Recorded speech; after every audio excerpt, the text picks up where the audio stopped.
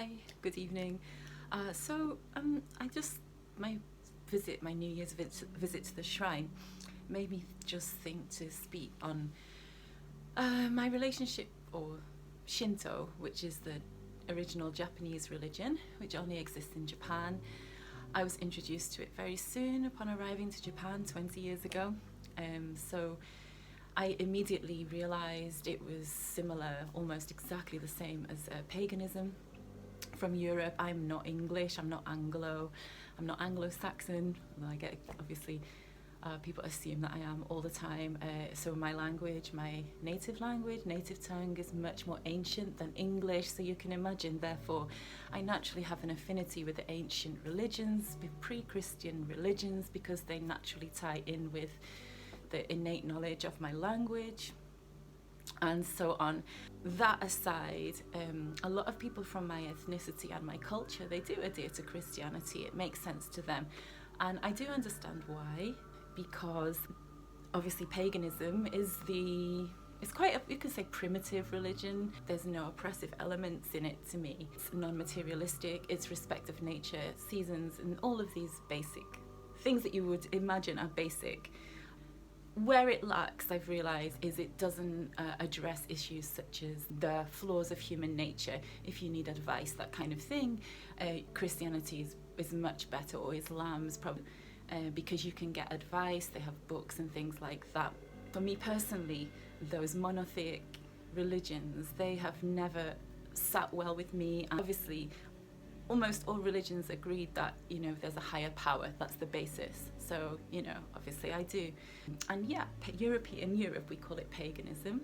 And yeah, immediately upon arrival to Japan, before coming to Japan, I think I was introduced to it, yes, because I met Japanese people before coming here. Yeah, I was basically not pushed into it, but I was, how can I say it without oversharing? I was introduced. I clicked immediately. I knew what it was about, and I knew it was for me. So therefore I am a Shinto, or pagan. Of course there's some differences, some people will say, oh, it's not the same religion, oh, it's not the same this. That's true. Obviously they've sprouted in different areas, but the similarities are greater than the differences. That ties in very well with my personal beliefs, and I do believe that's why. It was one of the reasons I found it quite easy to live in Japan. Buddhism is another major religion in Japan, very peaceful religion. I've noticed like the shrines, for the Buddhist shrines, for me, I don't feel the same pull towards them as I do towards the Shinto shrines. When I see Buddhist shrines, they remind me of Catholicism. When I go in a Catholic church, or it's for people who it suits. It doesn't suit me, therefore Buddhism doesn't suit me. Shinto does. So today I visited a Shinto shrine. There are many all over Japan. About shrines, Shinto shrines. I don't know much about Buddhist shrines because I never go to them. You want to find out where the power spots are, the nature power spots. Find where the Shinto shrines are. They'll usually be by a cliff or a waterfall, or some part of raised ground that's safe from tsunamis or typhoons. Yeah, there was a huge typhoon my first year in Japan, and I was living inside the shrine gates, and everyone in the city who was outside the shrine gates, their water, when they turned it on, it was sandy. It was running like mud. But because I was inside the shrine, everybody inside the shrine area is quite big.